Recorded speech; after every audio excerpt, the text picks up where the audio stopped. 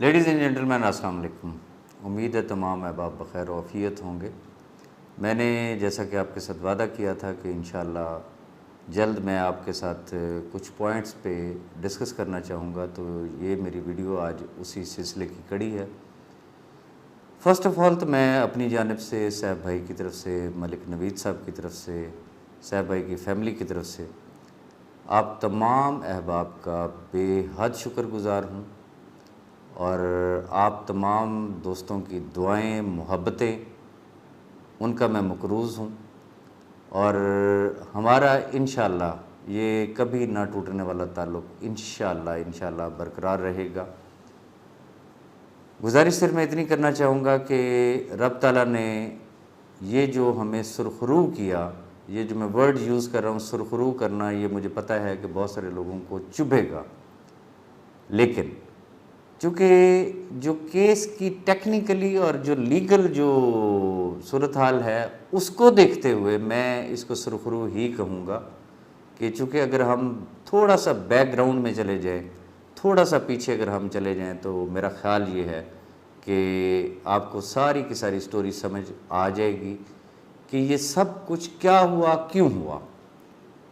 तो मैं थोड़ा सा पीछे इस हवाले से जाना चाहूँगा कि अगर आप चले जाएं नवंबर 2020 में जिस वक्त ये केस स्टार्ट हुए थे, तो उस हवाले से ऑलरेडी मेरी एक वीडियो मौजूद है, एक क्या 2-3 वीडियोस मौजूद हैं जिसके अंदर मैंने ज़िक्र किया हुआ है खलाई मखलूक का, ज़मीनी मखलूक का, फिर दरमियानी मखलूक का भी मैंने ज़िक्र किया हुआ है। तो उसके अंदर वो सारी स्टोरीज़ ऑलरेडी आपको पता है कि ये कहानी कहाँ से स्टार्ट हुई, FIA में गई, FIA से सुरखरू हुए, फिर वो मामलात SCCP में चले गए, SCCP से घूमते घुमाते फिर नैब में आ गए। हुआ क्या?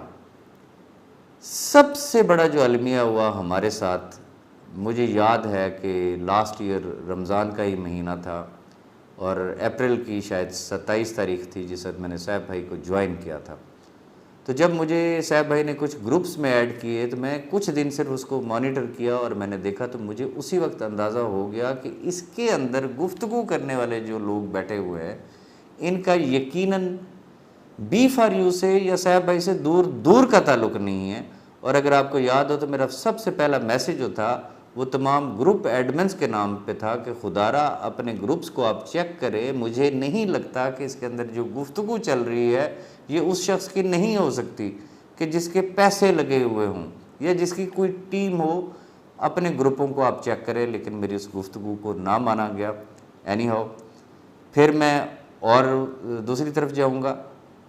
जब हाई कोर्ट में सैफ भाई की ज़मानत के हवाले से जब पेशी होती थी और जब मेरी फ़र्स्ट अपीयरेंस हुई पब्लिकली हाई कोर्ट में, तो मैं उस दिन समझ लें कि very first time hit list पे आया, लोगों की नज़र में आया और आज भी अल्हम्दुलिल्लाह उसी हिट लिस्ट पे ही हूँ।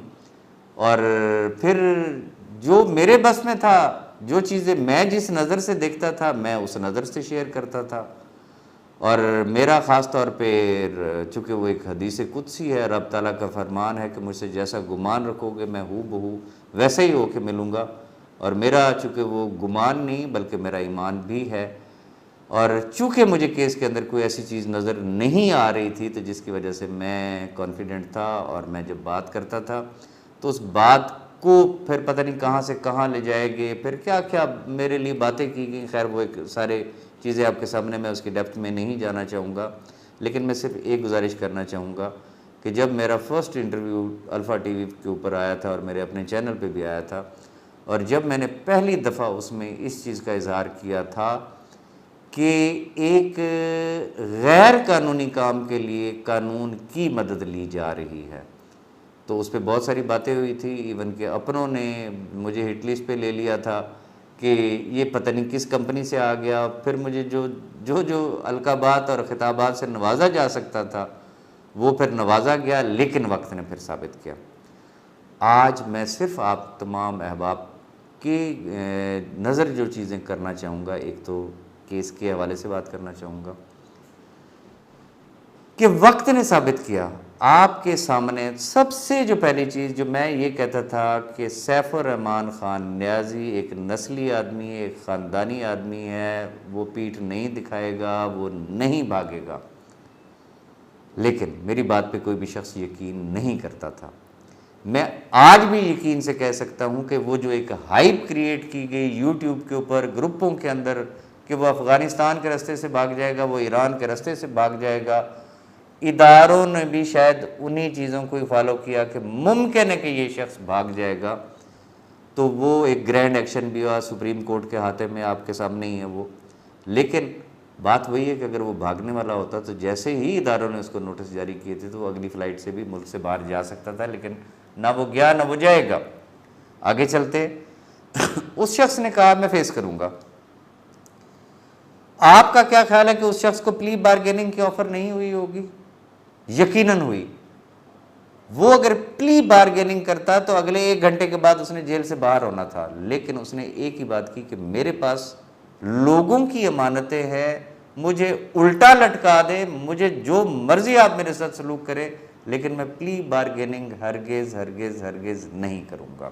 और वो शख्स अपने वर्ड्स पे कायम रहा।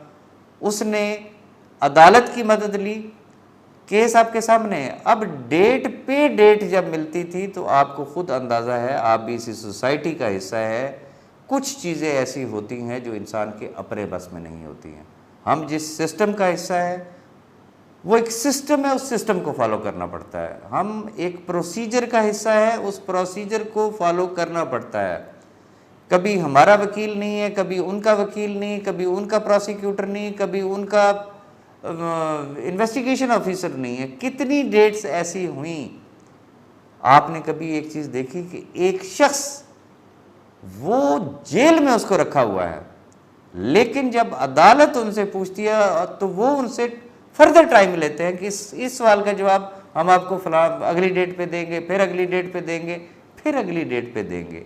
तो ये चीज़ें नज़र आ रही थी कि there is nothing in the case, जिसकी वजह से डेट पे डेट पड़ रही थी। अब आगे आना चाहेंगे। ये तमाम जो अरसा था, सिर्फ एक बात पे गौर कीजिएगा, तसल्ली के साथ आपने गौर करना है, चूँकि मुझे पता है कि वो जो नेगेटिविटी फैलाना जिनकी फितरत में शामिल है, जिनको शायद अल्लाह ताला ने इस दुनिया में भेजा ही इस मकसद के लिए है, उन्होंने नेगेटिविटी फैलानी ही फैलानी है। अब उनका भी ज़रा पास्ट ट्रैक उठा के देख लीजिएगा कि माजी में उन्होंने क्या कुछ कहा और अल्लाह ने क्या चीज़ साबित की। सवाल ये पैदा होता है, क्या सैफुर रहमान खान न्याजी भाग गया? क्या सैफुर रहमान खान न्याजी ने प्ली बार्गेनिंग की? ये उनके दावे हैं, मेरे नहीं थे, ये जहन में रखिएगा। कि पहली चीज़ क्या थी? सैफुर रहमान न्याजी भाग जाएगा।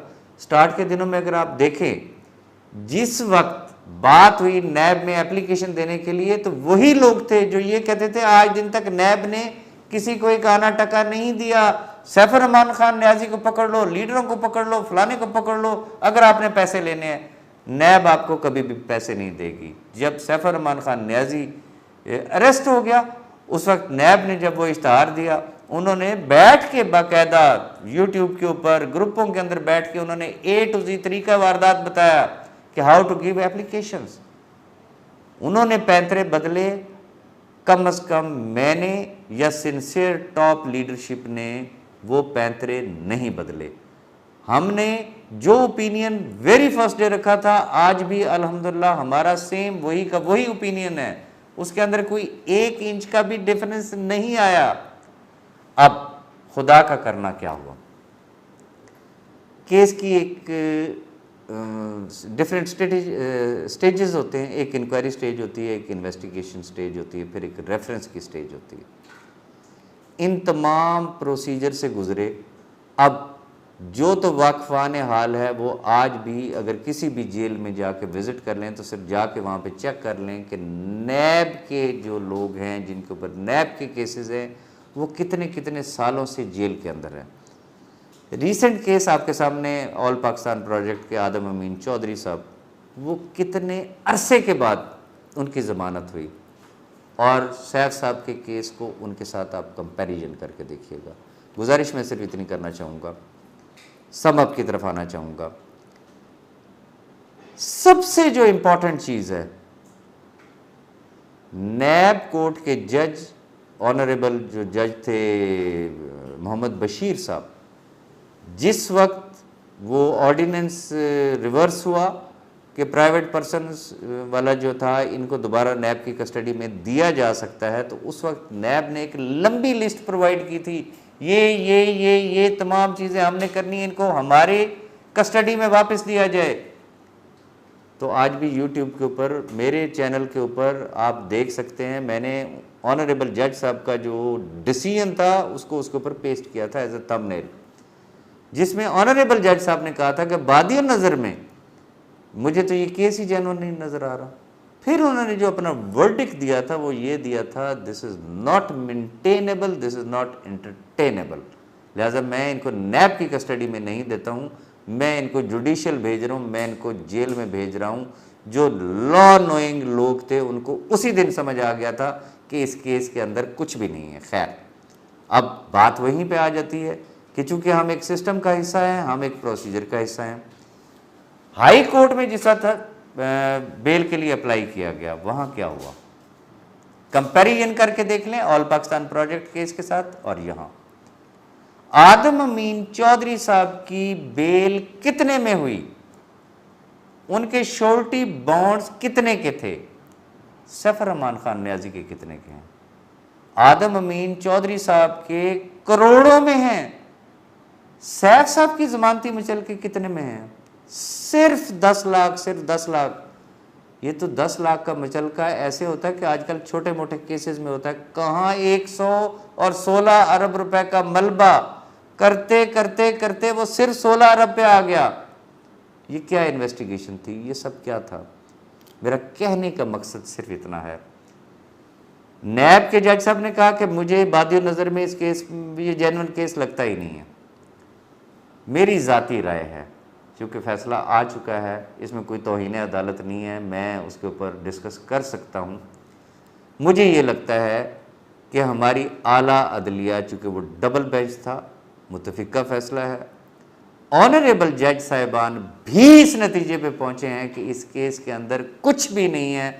अगर इस केस में कुछ होता, पहली बात यह कि ज़मानत ही नहीं होनी थी, और अगर ज़मानत होनी थी तो अगर वाकई उस केस के अंदर कुछ होता तो ये बेल अगर अरबों की नहीं तो कम से कम करोड़ों के ज़मानती मचलकों पर जाके ये बेल होनी थी, जबकि बेल किस पे हुई, सिर्फ 10 लाख के मचलकों पे, सिर्फ 10 लाख के मचलकों पे।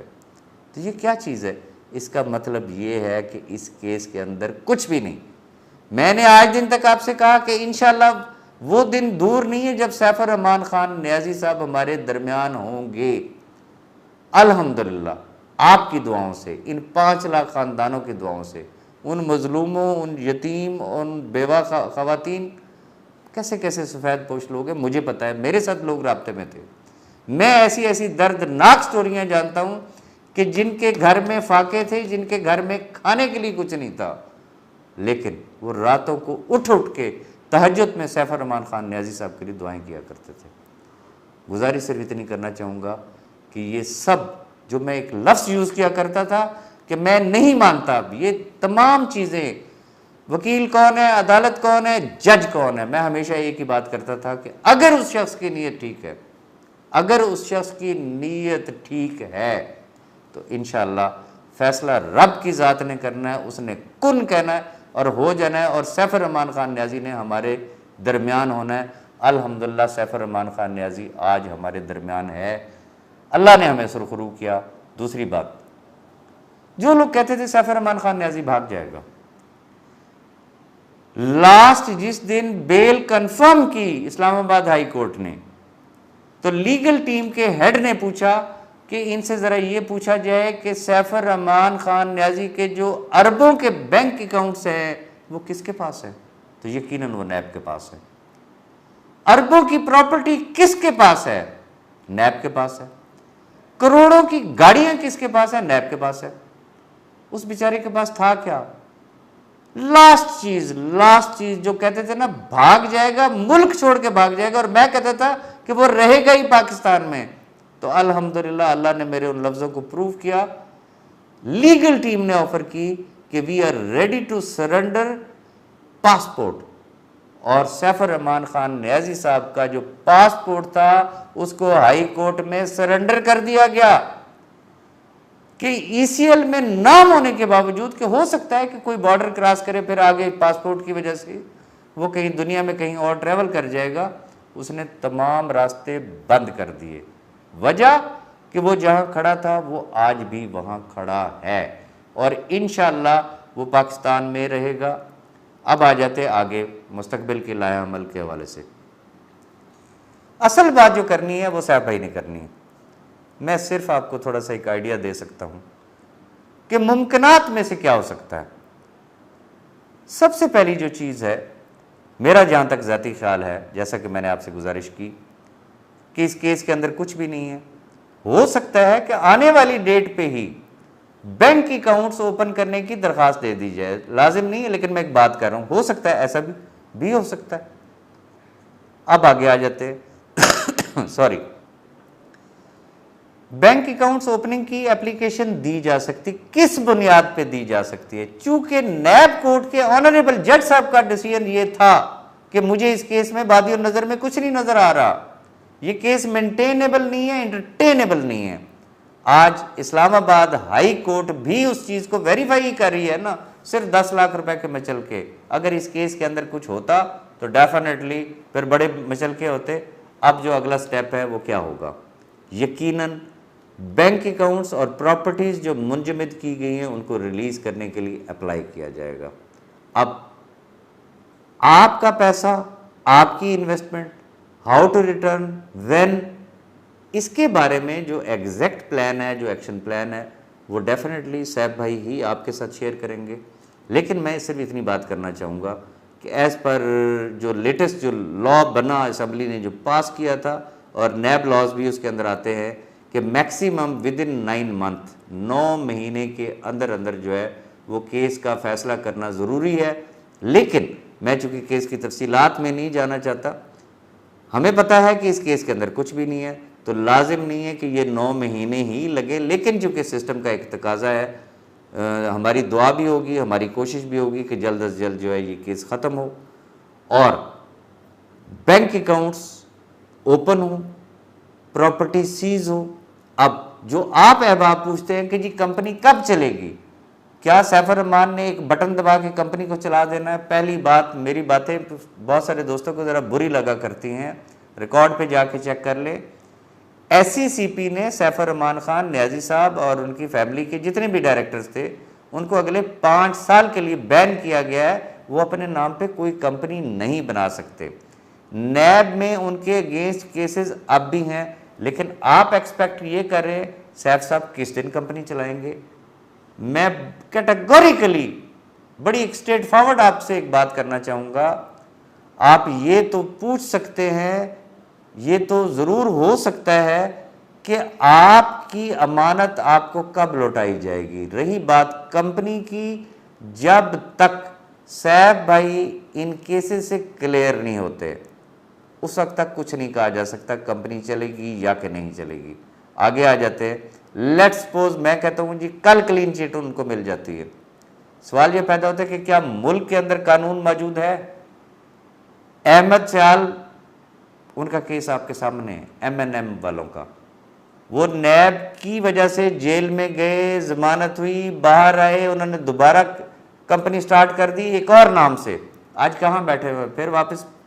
क्या सैफ भाई वही काम रिपीट करेंगे? तजर्बा सामने है, ऐसा हरगिज़ नहीं है। अगर आप ये एक्सपेक्ट करते हैं कि फौरी तौर पे कंपनी स्टार्ट हो जाएगी तो मेरा नहीं ख्याल, ऐसा कुछ भी नहीं हो सकता। अब आगे आ जाते हैं। मुझे अंदाज़ा है, मेरी सैफ भाई से बात हुई है, उन्होंने अपना नंबर भी दे दिया। अब जिसको देख लो उसका पहला सवाल ये है कि जी मेरे इतने लगे हुए थे। अभी थोड़ी देर पहले भी मैंने कुछ देखा है कि एक साहब ऐसे भी हैं कि जिन्होंने $1500 इन्वेस्ट किए थे और शायद उन्होंने $2200 उसके ऊपर रिटर्न भी ले लिए। तो वो पूछ रहे थे कि जी मेरे पैसे मुझे आप कब दे रहे हैं, ये जल्द अज जल्द आप मुझे दे दें। मैं पहली गुजारिश आपसे ये करना चाहूँगा, आपको पता है कि सैफ भाई की सेहत कैसी है। जेल होती है, जेल से वो रिलीज़ हुए हैं, उन्होंने अपनी फैमिली को भी टाइम देना है। फिर उनकी सेहत की सूरत हाल आपके सामने है, उन्होंने अपना इलाज भी करवाना है, रमज़ान भी चल रहा है, अपना नंबर उन्होंने दे दिया है। मेरे ऊपर भी प्रेशर है लोगों का कि सैफ भाई से मुलाकात कब करवा रहे हैं। डेफिनेटली बाकी लीडर्स के ऊपर भी प्रेशर होगा लोगों का कि सैफ भाई से कब मुलाकात करवा रहे हैं। अब मिसाल के तौर पे आप सैकड़ों किलोमीटर का सफ़र तय करके अगर आपका एजेंडा सिर्फ ये है कि उनके साथ बैठ के ये बात करनी कि जी ये मेरा अकाउंट था, मैंने इतने पैसे लगाए थे, मेरे पैसे कब दे रहे, तो उसके लिए उनकी एक ऑफिशियल स्टेटमेंट जो है वो वैसे ही आपके पास आ जानी है। इन चीज़ों का खुदारा कुछ थोड़ा सा अरसा ज़रा सब्र कर जाए। वो पाकिस्तान में हैं, इंशाल्लाह वो पाकिस्तान में रहेंगे। ही इज़ अवेलेबल, उनका नंबर अवेलेबल है। इसके अलावा सोशल मीडिया पे उनका अपना यूट्यूब चैनल है, डिफरेंट सोशल मीडिया के ऊपर उनके फेसबुक है और डिफरेंट चैनल्स हैं, वहाँ पे उनके अकाउंट्स हैं। अब सवाल ये पैदा होता है कि इतने ढेर सारे ये अकाउंट्स क्यों बनाए गए। पास्ट में भी ऐसा हुआ कि सैफ भाई की सिमें ब्लॉक कर दी गई। इस दफ़ा जितने भी अकाउंट्स बनाए गए हैं ये सोशल मीडिया के, इनका मकसद सिर्फ यही है कि खुदा ना करे अगर कोई सिम ब्लॉक भी कर दी जाती है तो वो आउट ऑफ कॉन्टैक्ट ना हो। आपको मैं एक बड़ा आसान तरीका बता देता हूँ। उनका यूट्यूब चैनल है, उनके जितने फेसबुक अकाउंट्स हैं या अदर अकाउंट्स हैं, आप कमेंट्स में जाएं, वहाँ जाके आप अपना तारफ़ कराएं कि आप हैं कौन, आपकी आईडी का नंबर क्या है, आपकी कितनी इन्वेस्टमेंट लगी हुई है, आपका क्वेश्चन क्या है। डेफिनेटली सैफ भाई आपको आपके हर सवाल का जवाब देंगे। आखिर में मैं सिर्फ इतनी गुजारिश करना चाहूँगा कि ये एक ऐसा मौका है कि मैं अगर एक ख़ास ग्रुप है, अगर मैं उनका शुक्रिया अदा ना करूँ तो मेरे ख़्याल में ये मुनासिब नहीं होगा। मैंने हमेशा एक वर्ड यूज़ किया, top leadership, sincere top leadership, और मैंने एक नाम इस्तेमाल किया, मलिक नवीद साहब। मुझे रब ताला ने जितनी हिम्मत दी, सैफ भाई तो जेल में थे, उसके बाद अगर मेरी पीठ के पीछे कोई शख्स खड़ा हुआ था मेरी हिम्मत बढ़ाने वाला, मेरा हौसला बढ़ाने वाला, तो that was one and only Malik Naveed साहब। और उनके साथ और चंद साथी हैं जो सिंसियर टॉप लीडरशिप में आते हैं, जिन्होंने हमेशा हर हाल में सैफ भाई का साथ दिया, दे रहे हैं, इंशाल्लाह आइंदा भी आपको नज़र आएंगे। बाकी जितनी डिटेल्स है अब ऑनवर्ड, चूँकि जैसा कि मैंने आपको पहले गुजारिश की थी, जब तक सैफ भाई के ऊपर एक बुरा वक्त था, वो कस्टडी में थे, वो जेल में थे, मैं आपको अपडेट देता रहा। आज के बाद कंपनी के हवाले से मेरी तरफ से आपको किसी भी किस्म की कोई अपडेट नहीं मिलेगी। अब आपको जितनी अपडेट्स मिलेंगी वो डायरेक्टली सैफ भाई के मुंह से मिलेंगी। सैफ भाई के बाद जो भी आपके कंसर्न लीडर्स हैं, इंशाल्लाह वो आपको मज़ीद उसकी वजाहत कर दिया करेंगे जहाँ जहाँ पे भी कोई ज़रूरत हो। बाकी जितनी मोहब्बत, जितनी इज़्ज़त, जितनी दुआएं आपने मुझे दी, मैं आपका जितना भी शुक्रिया अदा करूँ उतना कम है। अपनी दुआओं में याद रखिएगा। Thank you very much ji.